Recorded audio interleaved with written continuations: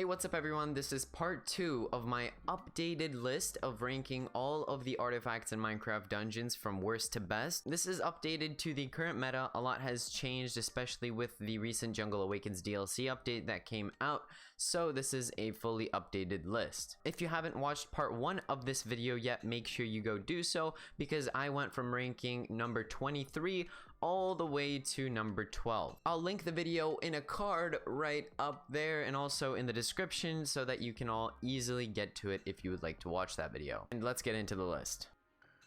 Overtaking the number 12 spot is the wind horn, which pushes enemies back after they get knocked back. The amount that you knock enemies back depends on the power level of your artifact, but it is a pretty substantial knockback radius, and the artifact has a 10-second cooldown. At first, this artifact may seem underwhelming because, well, it pushes back enemies, so what? They're just gonna come back. Well, in reality, this artifact has multiple uses. It can be great for speedrunning. If you're trying to get through a huge pack of mobs, you can activate this artifact and a gap is just going to be opened in between all of the mobs for you to enter through. Also, if there are quick mobs chasing you, like baby zombies or illagers, you can knock them back really far with this artifact and then they will stop chasing you. Alongside these uses, you could also knock enemies off of the map and just defeat them that way. It is actually pretty effective on certain maps for doing just that. Although in some parts of dungeons, this artifact won't be performing as well as it does when it's at its best, it is still a very useful artifact that has some great utilization. At number 11, we have the Torment Quiver. This is a soul artifact, so it gives you plus soul gathering and requires souls for use, and it gives you 3 torment arrows when activated, which will be each shot every time you fire your bow. And when you fire these arrows, they continue traveling in a straight line, damaging and pushing back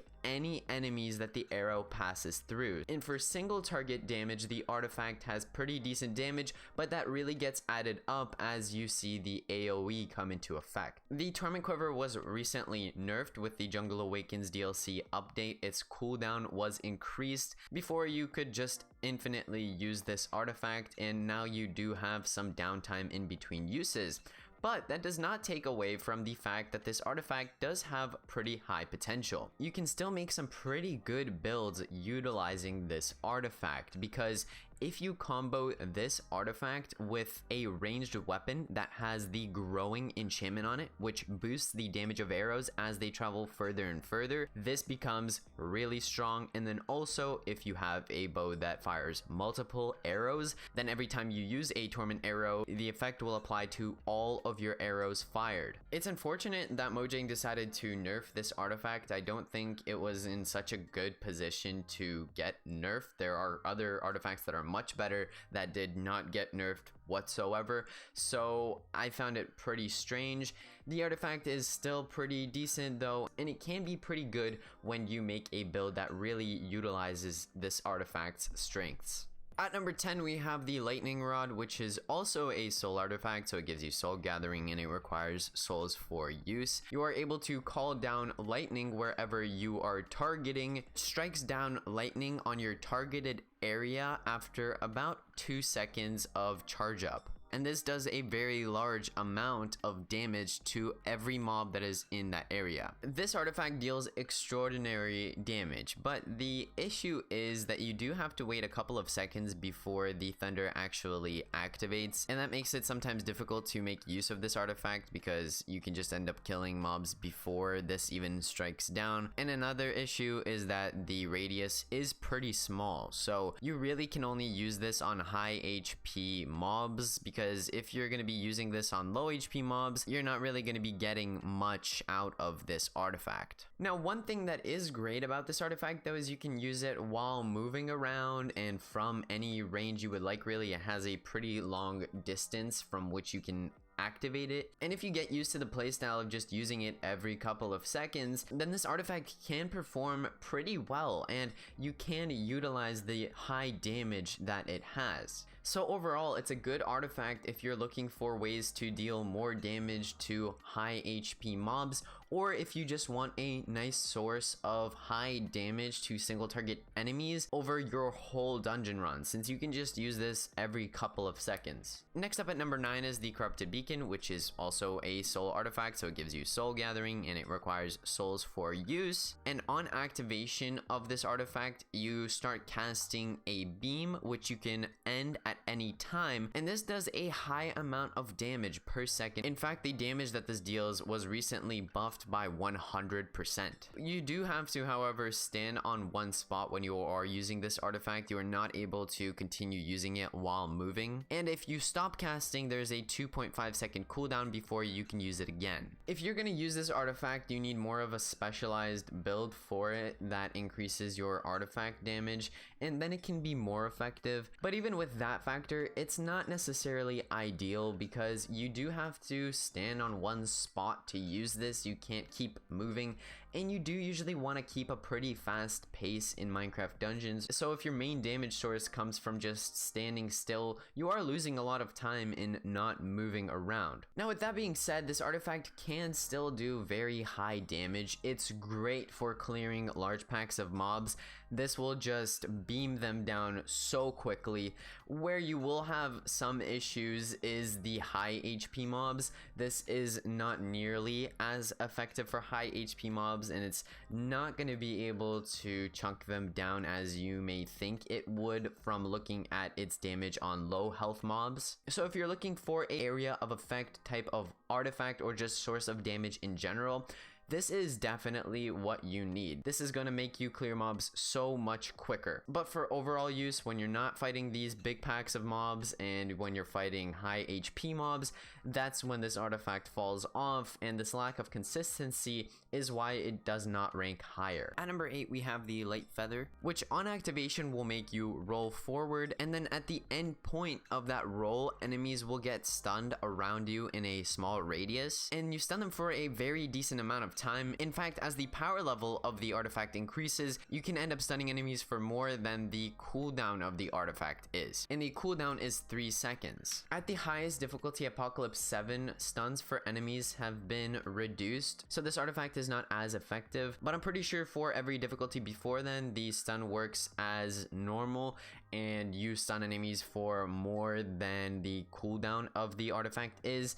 And this basically means that you can just keep stunning enemies that are in melee range of you permanently and not have to worry about really taking damage from them. This is extremely useful for survivability, offense, and also just speeding through dungeons in some cases, because this does give you that roll effect. The fact that this artifact is so consistent makes it amazing, and that's what puts it so high up on the standings. At number 7 is the Ghost Cloak, which on activation will give you ghost form for about 2 seconds, which lets you move right through mobs and absorb pretty much all incoming damage. I would say you gain about 90% damage reduction during the duration of this artifact, and you also gain a decent percentage boost to your movement speed. And this artifact has a 6-second cooldown. The ghost form effect that this artifact offers is extremely useful, and you're gonna see it in every speed running build, because this just lets you run right through those packs of mobs that are blocking your way with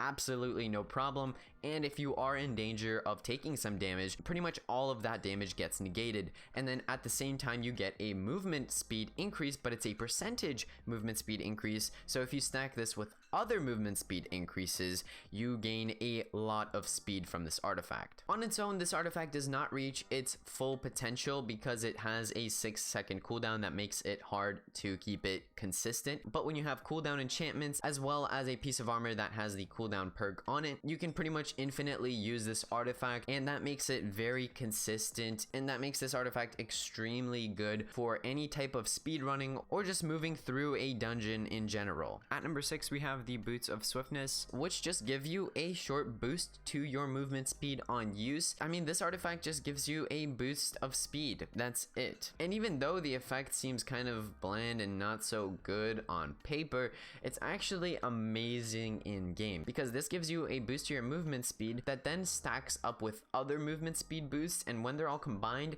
you go really fast. I mean, you're gonna see this used a lot in the top builds because there are often sections of dungeons when there are no mobs and you just have to run until the next pack, and that's when this is so useful and it will boost your speed by a lot.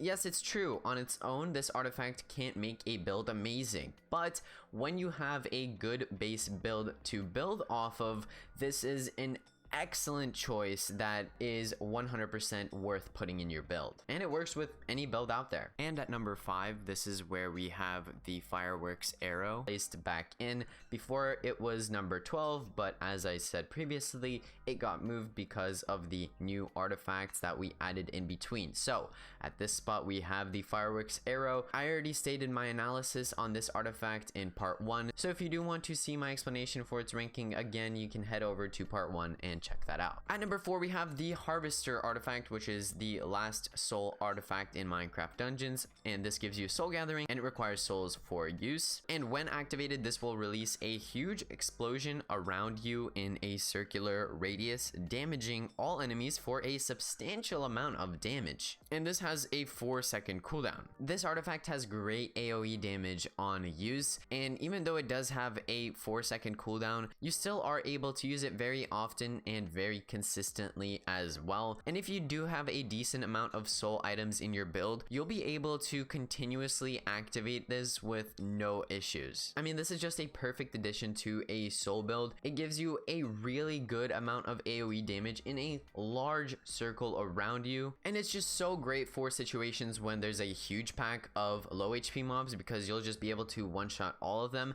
And then even if there's medium to high HP mobs, this is great because it just helps you get their health down lower and lower, and the damage that it does is substantial. This is a great artifact on its own. It doesn't really need much to get it going. As long as you are getting some souls, you are able to use this really consistently, and it's just great for an overall dungeon clear. At number 3, we have the Ironhide amulet, which on activation will give you a major boost to your defense, and it lasts for a pretty long amount of time with a cooldown of 25 seconds. This gives you a fairly good amount of damage reduction. It's not going to give you as much as to make you invulnerable or anything even close to that rather, but it basically just feels like you put the protection enchantment on your armor and you are surviving a little bit more. But that little bit of extra survival can be crucial in helping you survive because you can take 1 or 2 extra hits. This is a great artifact to have because it's really consistent. You don't need anything to get it going. You can just continuously use it whenever you are in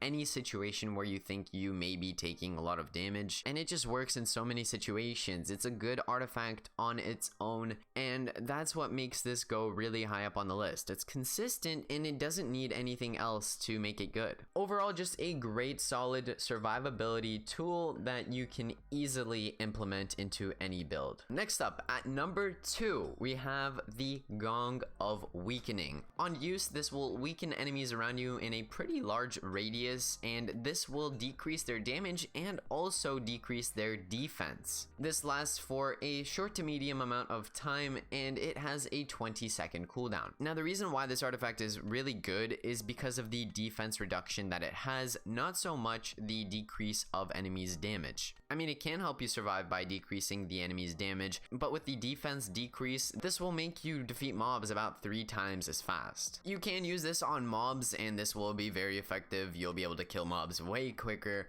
but where this really kicks in is on bosses. Against bosses, you need this. This is a complete must-have. Now, to note, this is only available on Apocalypse difficulty, so you do have to be on the highest difficulty before you can get this, but when you do finally get it, you will feel a major difference in your boss fights, because the amount that this weakens your enemy's defense is absolutely ludicrous, and without this, your boss fights will start feeling very slow, because when using this against bosses, you will literally be able to kill them about 3 times as fast. Of course, if you have an amazing weapon, the effectiveness of this artifact will increase even more, and you can get to the point where you can pretty much defeat bosses before the duration of this artifact even runs out. And also what works as well, if you do have cooldown enchantments on and a cooldown perk on your armor, then you can use 2 gongs of weakening and a death cap mushroom, and then essentially you can just keep up the gong of weakening effect all the time while keeping your attack speed very, very high. Again, this is a must-have. You have to have this for bosses. It will make clearing them so much quicker and also a lot more fun because you just see the high damage amounts. It's a great thing to see. At number 1, we have the death cap mushroom. This increases your movement speed, and the main benefit from this is that it increases your attack speed. This has a long duration and a 30-second cooldown. This artifact is the best artifact in the game. It increases your attack speed by just a crazy amount. It can more than double the DPS that you do, and this is very consistent. It just boost your damage all the time. And if you use 2 of these death cap mushrooms, or you use the cooldown enchantments and the perk on the armor, you can use 1 death cap mushroom and keep it up permanently. This is just a huge step up in how fast you clear dungeons and mobs and everything in the game, because it increases your movement speed, which stacks with other movement speed increases as well, which makes that a pretty decent buff. And then that attack speed is just insane on all weapon types, whether they're slow or they're fast. This ends up increasing their attack speed by a lot. If you've used the death cap mushroom, you know what I'm talking about when I say that this is an overpowered artifact that is the best in the game. And if you haven't used it yet, well, you better get going because you are missing out. So go and get yourself a death cap mushroom and have some fun with it because it is an amazing artifact. Anyways, everybody, that was it for part 2 of my updated ranking of all of the artifacts in Minecraft Dungeons from worst to best. Let me know what you thought. Do you agree with my views on this list? And also let me know what you would like to see next. But other than that, thank you all so much for watching this video. Leave a like, comment, and subscribe if you enjoyed, and I will see you all in the next video. Peace out, everybody.